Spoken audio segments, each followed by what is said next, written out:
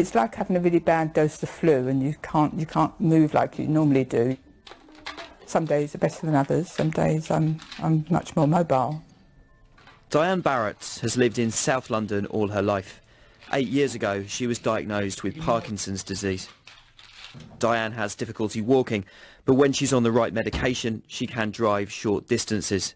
I did mention to my family I was a bit worried because I'd heard of people losing their mobility part of their allowance and losing their car.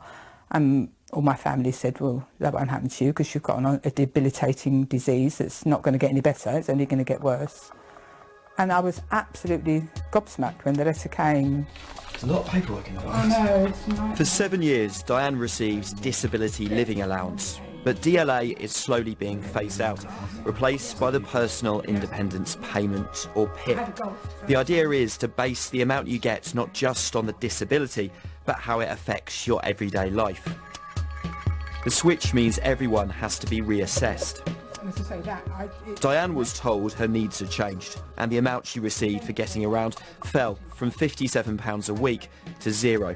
Without the mobility allowance, I couldn't have a car because I haven't got any extra money. And how did that impact your life? Totally.